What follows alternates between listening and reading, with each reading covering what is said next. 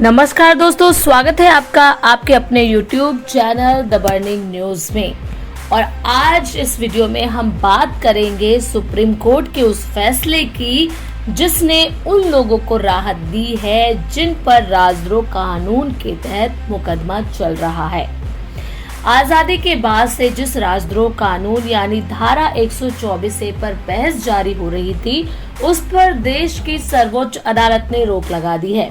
सुनवाई के दौरान सुप्रीम कोर्ट ने राजद्रोह कानून पर पक्ष विपक्ष की दलीलें भी सुनी और अपने विचार भी रखे, जिसके बाद राजद्रोह कानून पर रोक लगाने का फैसला लिया गया।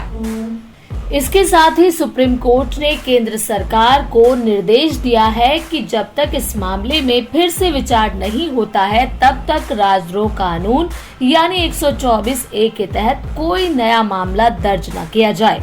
केंद्र को इस बाबत राज्यों को निर्देश भी जारी करना होगा। बीते कुछ सालों पर गौर करें तो राजद्रोह कानून विवादों में रहा है। सामाजिक कार्यकर्ताओं, पत्रकारों समेत आम लोगों पर राजद्रोह के मुकदमे दर्ज हुए हैं, लेकिन राजद्रोह कानून पर रोक के सुप्रीम कोर्ट के फैसले ने ऐसे लोगों को राहत दी है। सुनवाई के दौरान सुप्रीम कोर्ट ने कहा कि जिन लोगों के खिलाफ राजद्रोह के मुकदमे चल रहे हैं और वो जेल में बंद हैं, वो लोग जमानत के लिए समुचित अदालतों में अर्जी दाखिल कर सकते हैं। राजद्रोह कानून पर सुनवाई में केंद्र सरकार का पक्ष जान लीजिए।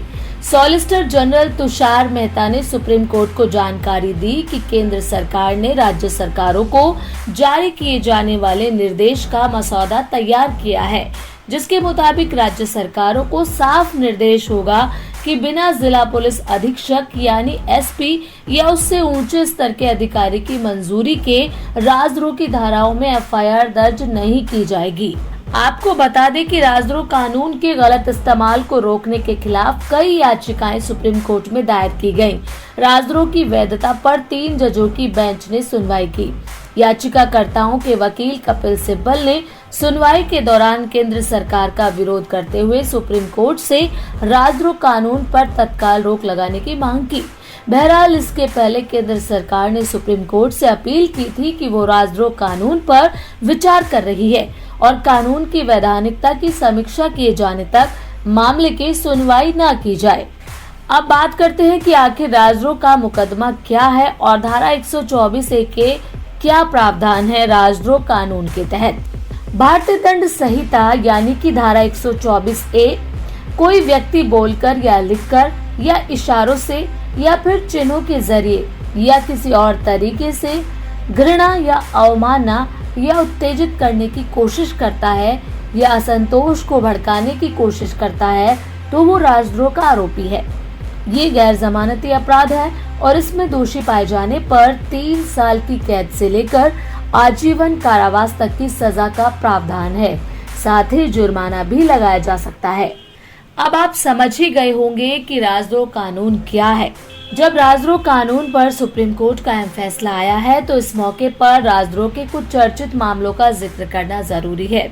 करीब 4 महीने पहले छत्तीसगढ़ की राजधानी रायपुर में एक धर्म संसद का आयोजन किया गया, जहां इंदौर के संत कालीचरण महाराज ने राष्ट्रपिता महात्मा गांधी के संबंध में अभद्र टिप्पणी की थी, जिसके बाद उनके खिलाफ कई जगहों पर राजद्रोह का मुकदमा दर्ज किया गया और नतीजा ये रहा कि कालीचरण महाराज को गिरफ्तार भी किया गया और उन्हें 95 दिनों तक सलाखों के पीछे रहना पड़ा। साल 2011 में दिग्विजय सिंह के खिलाफ योग गुरु रामदेव को ठग कहने के आरोप में खरगोन में मुकदमा दर्ज हुआ था। इसके अलावा भी बीते कुछ साल में देश में राजद्रोह के कई मामलों पर राष्ट्रव्यापी बहस हुई है। NCRB के मुताबिक साल 2015 में 30 मामले दर्ज किए गए, इनमें 73 लोगों को गिरफ्तार किया गया। साल 2016 में राजद्रोह के तहत 35 मामले सामने आए, जिनमें 48 लोग गिरफ्तार हुए। साल 2017 में 51 केस दर्ज किए गए, जिनमें से 228 लोगों की गिरफ्तारी हुई।